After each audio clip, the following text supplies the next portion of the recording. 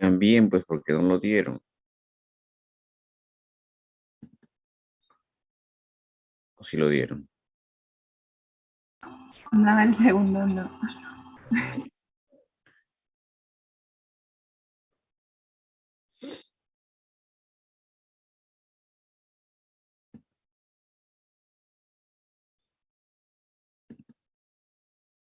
En la pantalla ahora sí. Sí, ahora sí. Ahora sí. Ok. Bien. Entonces vamos a hablar un poco de patología hepática benigna. La parte de quistes, ¿no? Quiste diatídico, por ejemplo, lo vamos a ver en un seminario. eh, pero los quistes benignos, serosos, algunos tumores hepáticos benignos, ¿no? No los vamos a tocar mucho porque eso lo vamos a ver en la parte de hepatocarcinoma, ¿no? El tratamiento es muy similar respecto a si uno sospecha de algo de malignidad. Entonces, aquí básicamente hay que hablar de las enfermedades hepáticas, como por ejemplo la cirrosis que lleva a una hipertensión portal y de acuerdo a eso, qué tratamientos tenemos. Ya prácticamente, como en muchos aspectos o áreas de la medicina, el tratamiento quirúrgico ha quedado muy postergado, ¿no? Y finalmente, pues, ya no es la mejor opción, ¿no? Por decirlo de alguna manera. Muy bien, el hígado, pues, es un órgano que pesa 1,5 kilos más o menos, tiene un aporte principal por la vena portal sanguíneo, eso hay que tenerlo en cuenta, pero también puede recibir por la arteria hepática, ¿no? El hígado representa casi un cuarto del gasto cardíaco. Esa es la ubicación, ¿no? Está en el hipocondrio derecho y continuamente está en contigüidad con el diafragma en la parte superior, las vías biliares, ¿no? En la parte inferior y órganos como el estómago, el duodeno y el colon derecho en su ángulo hepático. El hígado puede ser intraabdominal o incluso en la región torácica, ¿no? Hasta el cuarto o quinto espacio intercostal, va a depender mucho de la ventilación y también de la fisiología o patología intraabdominal que haga que este se eleve, ¿no? Por ejemplo, fisiología en embarazo, el hígado se eleva. Patología en un paciente que tiene cirrosis o un tumor intraabdominal hace que se desplace el hígado hacia arriba y hacia atrás. El hígado tiene dos partes, ¿no? Que incluso ahora ya, antes se decía en la región hepática derecha, región hepática izquierda, pero actualmente ya se habla de hígado derecho e hígado izquierdo, ¿no? Están bien delimitados, también tiene segmentos, son 8 segmentos los que hay que considerar. Estas son la ubicación topográfica del hígado. En la parte posterior, importante aquí conocer que no solamente en el lóbulo caudado y en el segmento 4 del hígado, pues está la vesícula biliar, ¿no? Y por ahí las vías hepáticas, ¿no? Pero también hay que considerar que en la parte superior, en el hígado derecho también, pero los segmentos más altos, el 7 y el 8, están por ahí transcurriendo las venas, ¿no? Suprahepáticas, ¿no? En contigüidad directa con la vena cava inferior, ¿no? Aquí tenemos la parte inferior, ¿no? Está la vesícula, el omento menor, ¿no? Que está en la curvatura menor del estómago, y justo por debajo del hígado, perdón, por debajo de la vesícula, se ven pues el pedículo hepático. El pedículo hepático está compuesto por la arteria hepática, por la vena porta y por el conducto eh, colédoco, ¿no? Primero hepático y luego colédoco principal, ¿no? El hepático principal, perdón, y el colédoco. Hay un ligamento, que es el ligamento que ustedes ven justo que divide al hígado en la parte anterior, en hígado derecho e izquierdo, que es el ligamento redondo, ¿no? Es muy importante porque el inicio o el término, dependiendo de cómo lo veamos, del ligamento redondo, va a estar justo sobre el pedículo hepático, ¿no? Eso nos sirve como guía para poder hacer las intervenciones quirúrgicas, ¿no? Eh, Macroscópicamente, como les decía, tiene componentes en base a 8 segmentos. Microscópicamente, pues tiene una arquitectura que en base a los lobulillos hepáticos y acinos. Esta es la parte funcional hepática, ¿no? Que involucra la distribución tanto biliar, arterial y venosa, en base a los sinusoides. Es la parte patológica. Y hay algunas consideraciones generales que hay que tener sobre los cambios microscópicos y macroscópicos que hay a nivel del hígado.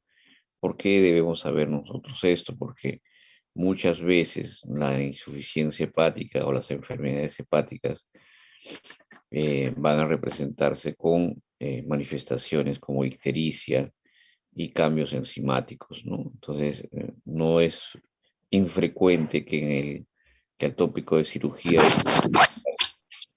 pacientes con hepatitis, ¿no? Y pues considerando la posibilidad de tratamiento quirúrgico.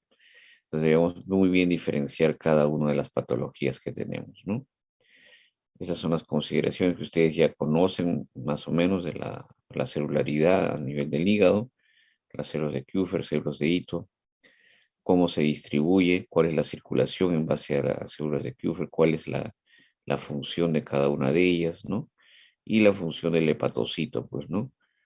Cuando nosotros tenemos enfermedades hepáticas, ¿no? Disfunción hepática hasta cirrosis, que hay un cambio en la arquitectura, sobre todo la sustitución de las células, ¿no? Las células de Remac, así como las células, los hepatocitos disminuyen, pero se forma una arquitectura firme y fibrosa. Entonces, esto va a hacer que la presión intravascular, primero de los vasos que están dentro del hígado y luego los vasos extrahepáticos, ¿no? Eh, incrementen sus presiones y estas llevan pues al incremento de la presión a nivel de la vena porta. Eso es hipertensión portal, y la hipertensión portal ya hemos visto en algunas circunstancias, ¿no? A nivel del esófago, a nivel del recto ano, causa una serie de problemas vasculares asociados sobre todo con sangrado, ¿no? Muy bien, eh, esto ustedes ya más o menos lo conocen, pero también hay que saber la interpretación que debemos tener a la bilirrubina respecto a su presencia, ¿no? Generalmente nosotros hablamos de una obstrucción hepática, intrahepática y extrahepática, o también una ictericia debido a una afección hepatocelular. Cuando hablamos de hepatocelular estamos hablando de la hepatitis, pero cuando hablamos de un incremento de bilirrubina por obstrucción, puede ser por cálculos, extrahepática, por ejemplo, una coleocolitiasis, o puede ser intrahepática por un cambio de la arquitectura, ¿no? Esto nos está indicando, ¿no? Que no solamente puede haber disfunción y un cambio fisiológico, sino después un cambio anatómico, ¿no? Que finalmente puede llevar a la hipertensión portal. Bueno, son las características de la insuficiencia hepática, cómo encontrarla, cómo diagnosticarla, ¿no? Y de acuerdo a eso, pues, hacer diferenciación sobre la patología de, de abdomen quirúrgico, ¿no? Clínicamente, el paciente se encuentra, pues, con anorexia, un dolor abdominal, que es un dolor muy típico, un dolor sordo, ¿no? Difuso, generalmente centrado en hipocondrio derecho, que no es muy intenso, pero causa esa molestia, ¿no? Básicamente por una distensión de la cápsula de Gleason en estados inflamatorios. La palpación del hígado es muy importante. Si ustedes al momento de palpar es un hígado doloroso, si el borde es afilado, si el borde es romo, si el spam hepático está por debajo más de 4 centímetros de la línea axilar anterior, ¿no? Eso nos va a indicar a nosotros de la afección hepática que pueda haber. así como la presencia de ictericia o el prurito producto de la acumulación de sales hepáticas, ¿no? Biliares, perdón, sales biliares a nivel de la piel, ¿no? Edema, citis, diarrea, estreñimiento. No sé si ustedes percibieron la vez pasada, examinamos una paciente que dicho sea de paso se operó de la vesícula, está muy bien, ¿no? Es una paciente anciana y lo primero que vimos es una circulación colateral, ¿no? Una circulación colateral a nivel abdominal. Entonces, ¿cómo nosotros vemos si es que un paciente tiene afección hepática? Vemos y lo examinamos, ¿no? De pies a cabeza y vamos a encontrar ciertos signos. Primero, la piel media pálida, terrosa, hipertrofia parotidia, las mucosas pueden estar secas, ¿no? Con un epitelio muy frágil, el abdomen distendido, ¿no? Hay disminución de la masa muscular. En cuanto al abdomen, encuentras un abdomen con circulación colateral, con una distensión, pueden tener hernia umbilical o hernias inguinales debido a la presión intraabdominal que se incrementa. Todo eso nos va indicando que pueda tener una afección hepática. Y luego pueden buscar algunos signos ya tardíos de estas manifestaciones, como por ejemplo, embotamiento mental, una respuesta coherente pero retardada, ¿no? Y también los signos de asterixis, ¿no? La rueda dentada, un temblor intencional al momento de coger algo, ¿no? Bueno, el hígado está muy relacionado pues con la circulación, ¿no? Ya no se olviden que un cuarto del gasto cardíaco está en el hígado, así que es un órgano con bastante circulación sanguínea, ¿no? Cuando nosotros hablamos, ¿no? Un poco en la parte de trauma, ¿no? De la afección hepática. Nosotros la lesión hepática la consideramos como una lesión vascular, ¿no? No es una lesión de un órgano sólido solamente, sino es una lesión vascular. ¿Por qué? Porque su fractura o su lesión representa sangrado, producto pues de la gran circulación que tiene, ¿no? Y esto puede afectar todo el desarrollo y la respuesta hacia el trauma, ¿no? Muy bien, las funciones pues son básicamente dos, ¿no? La detoxificación y el metabolismo. La enfermedad hepática puede ser aguda o crónica. Nos interesa sobre todo los cuadros crónicos en cuanto a, a la cirrosis, ¿no? Y la insuficiencia hepática, pero también hay algunos cuadros agudos que nos interesa conocer, por ejemplo, las colestasis, producto de la obstrucción biliar. Eso lo vamos a ver en el siguiente capítulo que tiene las clases sobre coledocolitiasis y también colangitis, ¿no? Mucho de este tratamiento, ¿no? No es quirúrgico ya. Ya la colangitis lo sacaron de la cartera de servicios de cirugía de emergencia.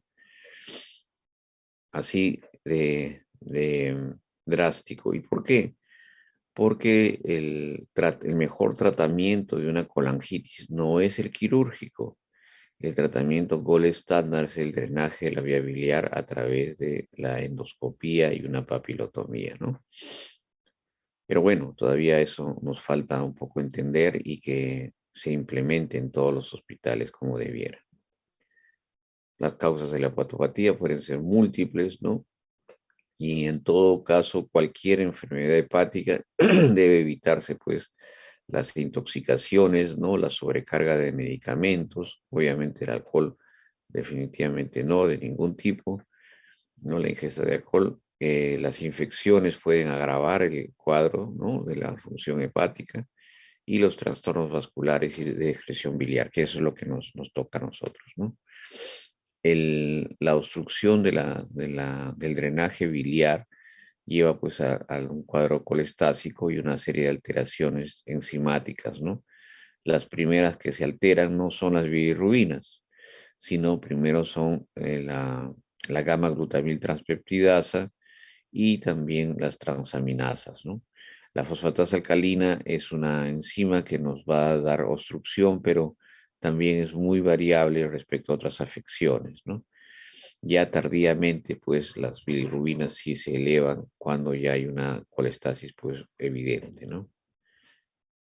El origen de la hepatopatía puede ser primaria, ¿no? Como les decía, hepatitis o carcinoma hepático.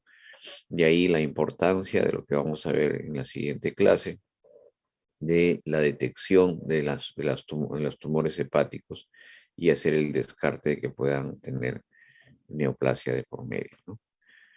Las necrosis pueden darse por varios tipos, ¿no? Y los cambios que hay en la estructura hepática pueden darse de degeneración, inflamación, regeneración y finalmente la fibrosis que lleva a la hipertensión portal, ¿no? La necrosis focal en sus varios tipos y ubicaciones. Y bueno, de la hepatitis no les voy a hablar mucho porque sé que se llevan un curso de gastroenterología donde probablemente van a describir todos estos cambios, ¿no? La cirrosis, pues, es una sustitución de la arquitectura hepática, ¿no? Por fibrosis, ¿no? Y hay regeneración y sobre todo esta alteración vascular de los shunts porto-cava. Esos shunts se dan, o comunicaciones o cortocircuitos, se dan básicamente porque la presión de la vena cava se incrementa, ¿no? Y esto hace, pues, que se establezca comunicaciones directas entre la circulación venosa y la circulación, la microcirculación, y luego estas pasen a la vena cava inferior a través de las suprahepáticas. Estos cortocircuitos, ¿a qué nos llevan? Normalmente esa distribución en los capilares, ¿no? Esa distribución dentro de toda la arquitectura hepática, permite pues hacer las funciones enzimáticas, ¿no? De conjugación, y detoxificación, oxidación. Pero si es que estas no se hacen, entonces todas las toxinas son llevadas directamente a la circulación sanguínea, ¿no? Por eso es que el hígado es muy importante en cuanto a sus funciones y está íntimamente relacionado con las funciones digestivas, porque el intestino es el que nutre a través de la circulación esplácnica, ¿no? De las venas mesentéricas que se unen a la esplénica y forman la porta, son las que nutren el hígado. Lo nutren, sí, pero también llevan los nutrientes y también las toxinas. Entonces, si estas pasan directamente a través de los cortocircuitos a la circulación sanguínea, no teniendo procesos enzimáticos, pues obviamente el paciente tiene una intoxicación, ¿no? Una intoxicación que puede ser desde aguda a crónica y va a llevar a todas las afecciones que ustedes ya conocen como encefalopatía hepática, afecciones cardíacas, ¿no? De órganos nobles como el riñón, etcétera, ¿no? Aquí tenemos la clasificación. Bueno, a nosotros nos interesa básicamente los cambios macrovasculares, ¿no? Las causas, como les mencionaba, y eso lo vamos a ver también en la siguiente clase, no están muy relacionados con enfermedad hepática alcohólica y viral. Esos son los dos tipos que nos llevan a la cirrosis, y también son los que pueden llevar a cierto riesgo de hepatocarcinoma. En los cambios de la arquitectura hepática, ¿no? A nivel de la microscopía también, y lo que se puede dar, pues, esta fibrosis y regeneración, como les mencionaba. Este es el mecanismo metabólico, ¿no? Por el cual el hígado, pues, va a tener una función muy importante en detoxificación, ¿no? En base a las sustancias y los metabolitos, tanto glucídicos como lipídicos, ¿no? Proteicos también, por supuesto. Tenemos cambios de un hígado pálido, afilado, ¿no? Con cambios en la estructura, se puede llamar, les llaman a veces, o los describen en la ecografía, en la tomografía, ¿no? Hígado graso, ¿no? Y es básicamente un cambio ya precoz de la sustitución de la estructura hepática, ¿no? Y luego pasa pues a un hígado con una cirrosis micronodular, como en estos casos, ¿no? Esta injuria pues va a llevar a insuficiencia hepática. Ahora el tratamiento de una insuficiencia hepática severa, dependiendo de las características, incluso con o sin enfermedad neoplásica, ustedes saben que es el trasplante hepático, ¿no? Eso está para incluirse dentro de nuestras clases, ¿no? Así como se incluyó en, en este ciclo, ¿sí? En este ciclo y un poco del anterior, lo que es la cirugía bariátrica, ¿no? Y yo creo que en lo sucesivo vamos a tener que hablar de todas maneras de lo que es trasplante hepático, porque es una de las áreas quirúrgicas que más se desarrolla y que tiene una proyección, pues, altísima, ¿no? Dentro del futuro de la cirugía. Bueno, estos son los cambios, ¿no? Que se pueden dar, ¿no? A veces hay hepatomas, ¿no? Hemangiomas también, ¿no? Que son tumores benignos y algunas hepatopatías específicas, ¿no? Son estas causas de desvíos por Tocaba que pueden ser congénitos. Y curiosamente, una de las formas de tratar la insuficiencia hepática, la cirrosis, ¿no? Y la hipertensión portal severa que lleva a sangrado digestivo alto, ¿no? Con hemorragias masivas, ¿no? Por ruptura de venas esofágicas, ¿no? De varices esofágicas, es crear estos cortocircuitos o shunts, ¿no? Entonces se hace derivación de la vena cava hacia la vena renal, hacia la vena, eh, perdón, de la vena porta hacia la vena renal y de la vena porta hacia la vena cava, ¿no? Entonces, esta es una forma de tratamiento, obviamente es un tratamiento de emergencia, ¿no? Y no se debe sostener, ¿no? En cualquier caso, ¿no? Son casos muy seleccionados en los que se tiene que hacer esto. Algunas hepatopatías específicas, ¿no? Que llevan pues a encefalopatía hepática, ¿no? Como les mencionaba, lo que sucede básicamente es que esta acumulación de amoníaco bacterial intestinal, al no ser metabolizado por una disfunción hepática o insuficiencia, va a la circulación sanguínea. Igualmente el indol, ácidos grasos y metabolitos tóxicos, y esto van pues hacia el cerebro y dan agudamente un cuadro de encefalopatía hepática que se caracteriza por trastorno del sensorio, se va deprimiendo el sensorio, pero también muchas de las funciones cerebrales se van, si es que esto es crónico, se van a ir deteriorando, ¿no? Y pueden llevar a espongilosis y desmineralización, ¿no? Eso básicamente es el gran riesgo, ¿no? De las hepatopatías basadas en hipertensión portal. Aquí tenemos lo que les mencionaba en cuanto a la circulación, ¿no? Lo que hay pues es un incremento de las presiones, entonces se utilizan circulaciones accesorias para ello, pero finalmente, ¿qué va a suceder si es que hay un incremento de la presión de la vena cava? Algunos de ellos se van a extravasar a través de los linfáticos, otros van a producir ascitis por trasudación a nivel del peritoneo, y algunos pues van a incrementar la presión a nivel de la circulación sistémica, ¿no? Y va a llevar pues a cuadros de hipertensión también y congestión renal a través del incremento del flujo plasmático renal, ¿no? Las causas de la hipertensión portal son prehepáticas, intrahepáticas y poshepáticas, ¿no? La que nosotros vemos y nos interesa con mayor frecuencia son las intrahepáticas, ¿no? Producto de la cirrosis. Las prehepáticas y prehepáticas realmente son congénitas y las poshepáticas son producto básicamente de alteraciones ya hemodinámicas y vasculares, ¿no?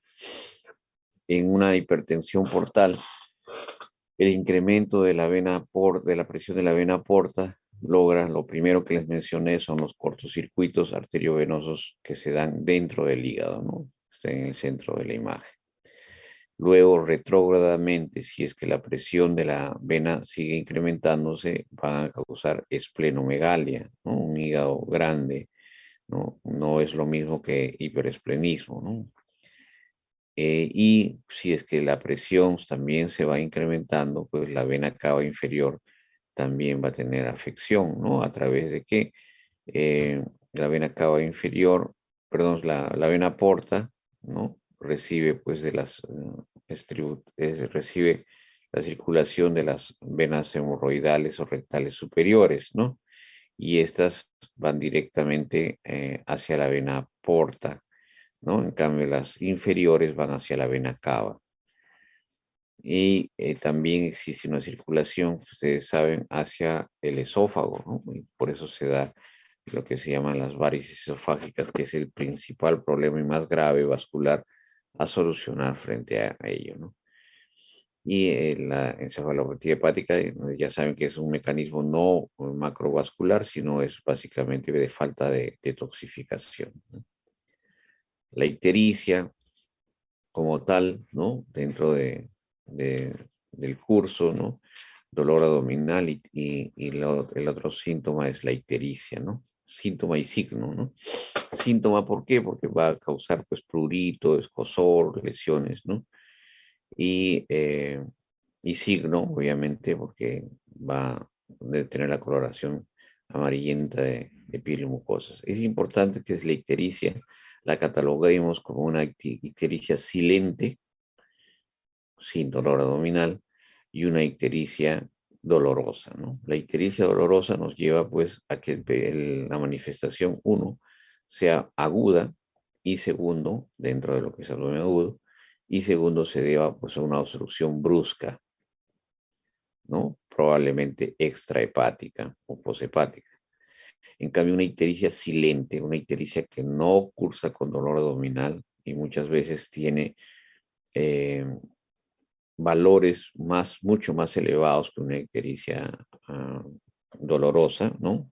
O aguda, nos hace sospechar en la posibilidad de que sea una neoplasia, tanto de las vías biliares extrahepáticas, por ejemplo, una neoplasia periampular, que también la vamos a ver hoy día, sino de hepatocarcinoma o colangiocarcinoma, ¿no? O sea, neoplasias que están obstruyendo y van poco a poco van haciendo que la obstrucción sea mayor y va a causar pues todo el problema de acumulación de las bilirrubinas en este caso, ¿no?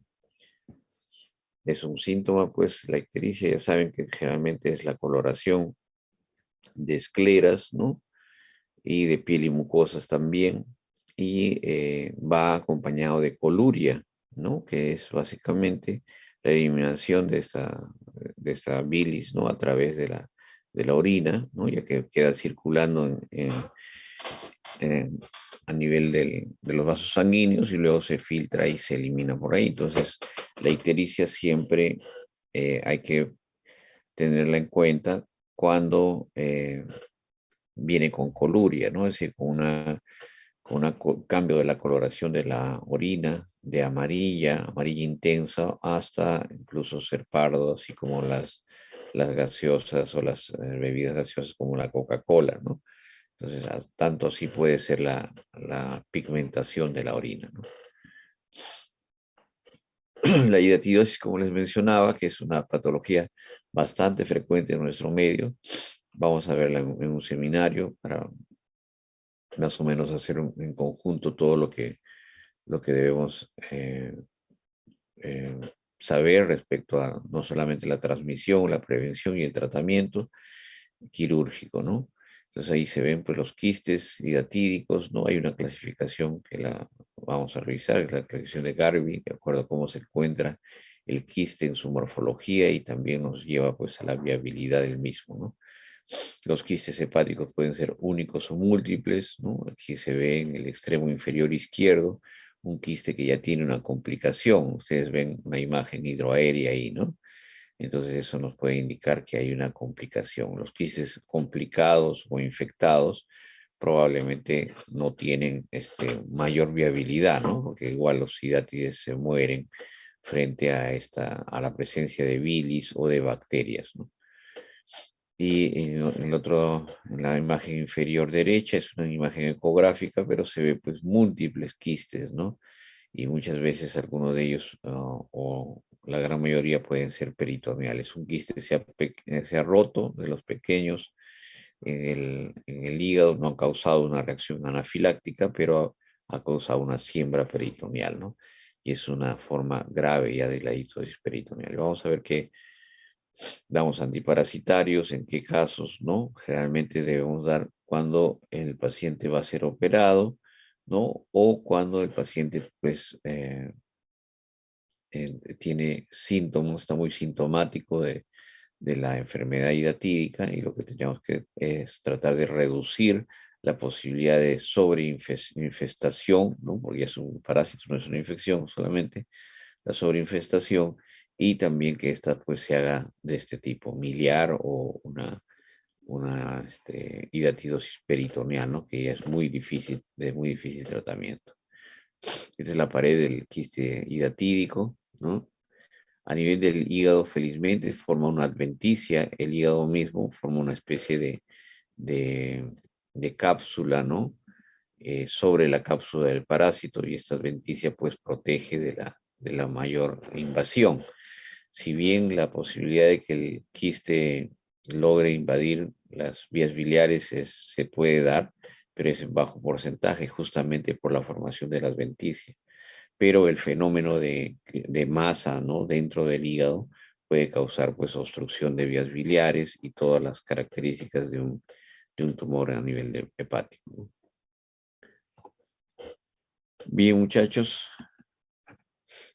descansamos un ratito, ¿sí? Hasta 8:25 más o menos, y ahí hablamos ya de lo que es este hepatocarcinoma como tal, y terminamos con la parte de neoplasias, ¿no? El día viernes es un día bastante complicado para mí porque vamos a desarrollar también el conversatorio Julio Revilla. Es un caso de una pancreatitis que finalmente terminó con lesiones abdominales. Voy a ver cómo puedo hacer para que al menos participen como oyentes, ojalá se pueda, pero si no, en todo caso, voy a tratar de grabar la sesión para que ustedes escuchen la discusión.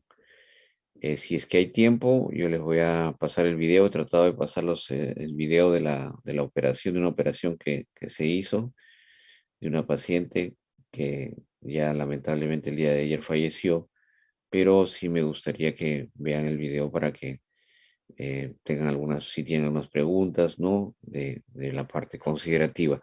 Esta patología generalmente la vamos a ver al final del curso, ¿no? Que es la cirugía de rescate la que se ha hecho, pero es importante desde el lavado de manos hasta cómo ingresar a sala de operaciones y pues lo que se vea, ¿no? Y así es que hay tiempo lo pasamos con. No lo puedo colgar en en el Patmos porque tiene que ser a través de una plataforma de videos, ¿no? Y tenemos a YouTube y todas estas imágenes no pueden pasar ahí porque hay restricciones. Por lo tanto, la única forma es a través del Zoom nuestro, puedo pasarles sí, los videos que se han filmado. La filmación directa y la transmisión directa también, ¿no? Bueno, eso lo iremos mejorando, pues si es que es algo adicional al curso, ¿no? Eso sí, tengo que decirlos porque no es no es lo que se encargó, pero yo creo que es una muy buena forma de afianzar conocimientos. Bien, muchachos, los dejo entonces un momento, ¿ya? Seguimos y retornamos en las clases en 10-15 minutos, ¿de acuerdo?